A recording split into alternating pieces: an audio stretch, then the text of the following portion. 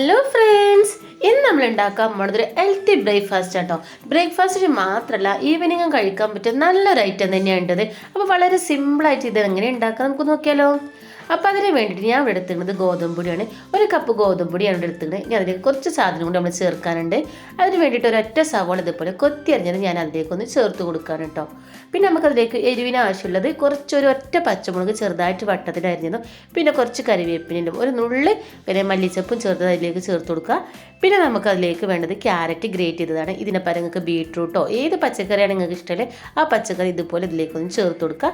പിന്നെ നമുക്ക് വേണ്ടത് ചെറിയ ജീരകമാണ്. ഈ ചെറിയ ജീരകം രാവിലത്തെ പ്രഭാത ഭക്ഷണത്തിലൊക്കെ ഉൾപ്പെടുത്തുകയാണ്. നിങ്ങൾ ഫാക്റ്റൊക്കെ പെട്ടെന്ന് കുറയാൻ ചെറിയ ജീരകം നല്ലതാണ്.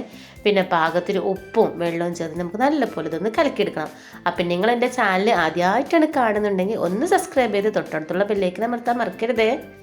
അപ്പോൾ ഇതുപോലെ തന്നെ നമുക്ക് നല്ലപോലെ ഒന്ന് സ്മൂത്തായിട്ടൊന്ന് കലക്കിയെടുക്കാം. നമ്മൾ ദോശയൊക്കെ ചുണ്ടായവില്ലേ അതുപോലെ തന്നെ നമുക്ക് നല്ലപോലെ ഒന്ന് കലക്കിയെടുക്കണം. കട്ടയില്ലാതെ വൃത്തിയിലൊന്ന് കലക്കിയെടുക്കാം.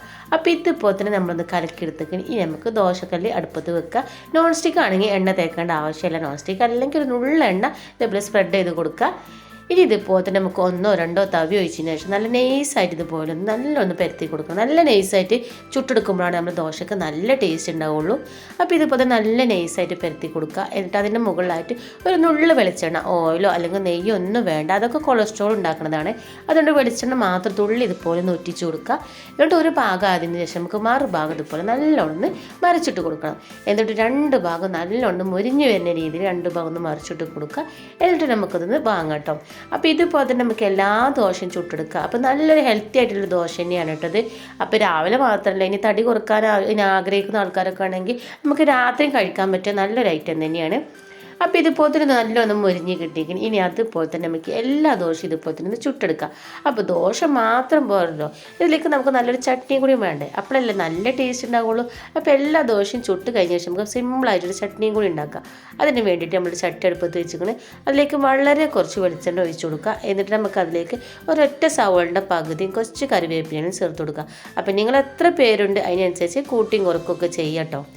അതിന് നമുക്ക് സവോളയും കറിവേപ്പില അതിലേക്ക് ഇട്ട് കൊടുത്തിക്കണം. ഇനി അത് നല്ലോണം വഴന്നതിന് ശേഷം നമുക്ക് അതിലേക്ക് ചേർത്ത് കൊടുക്കുന്നത് തക്കാളിയാണ്. തക്കാളി ഇതേപോലെ തന്നെ മുറിച്ചത് അതിലേക്കൊന്ന് ചേർത്ത് കൊടുക്കുക. എന്നിട്ട് തക്കാളി നല്ലോണം വഴറ്റിയെടുത്തതിന് ശേഷം അതിലേക്ക് ഇതേപോലെ തന്നെ കുറച്ച് ചെറിയ ജീരകത്തിൻ്റെ പൊടി, ഇനി എരിവ് വേണമെന്നുള്ളവർക്കാണെങ്കിൽ കുറച്ച് മുളക് പൊടി ചേർത്ത് കൊടുക്കുക. നമ്മൾ എരിവില്ലാത്ത ഒരു ചട്നിയാണ് തയ്യാറാക്കുന്നത്. എന്നാൽ നല്ല ടേസ്റ്റുള്ള ചട്നിയാണ് കേട്ടോ. അപ്പോൾ ഇതുപോലെ തന്നെ ഒന്ന് വഴറ്റിയതിന് ശേഷം നമുക്ക് നല്ലപോലെ മിക്സിയിലിട്ടിട്ട് ചൂടാറിയതിന് ശേഷം നല്ലൊന്ന് അരച്ചെടുത്താൽ നമ്മൾ ചട്നി ഇവിടെ റെഡി ആയിക്കണേ. അപ്പോൾ നമ്മൾ നല്ല അടിപൊളി ചട്നിയും ദോശയും ഇവിടെ റെഡി ആയിക്കണേ. നല്ലൊരു ബ്രേക്ക്ഫാസ്റ്റ് തന്നെയാണ് കേട്ടോ. നല്ലൊരു ഹെൽത്തി ഒരു ബ്രേക്ക്ഫാസ്റ്റ് തന്നെയാണ്. കുട്ടികൾക്കും വലിയവർക്കൊക്കെ ഒരുപാട് ഇഷ്ടമാവും. അപ്പോൾ എല്ലാവരും ഉണ്ടാക്കി നോക്കുക. എന്നിട്ട് ഇഷ്ടപ്പെട്ടാൽ ലൈക്ക് ചെയ്യാനും ഷെയർ ചെയ്യാനും മറക്കണ്ട. അതുപോലെ തന്നെ ഇന്നൊന്ന് സപ്പോർട്ട് ചെയ്യാനും മറക്കണ്ട. ഇതുപോലത്തെ സിമ്പിൾ റെസിപ്പി ആയിട്ട് ഇനിയും വരട്ടോ. അപ്പോൾ എല്ലാവരും ഒന്ന് സപ്പോർട്ട് ചെയ്യണേ.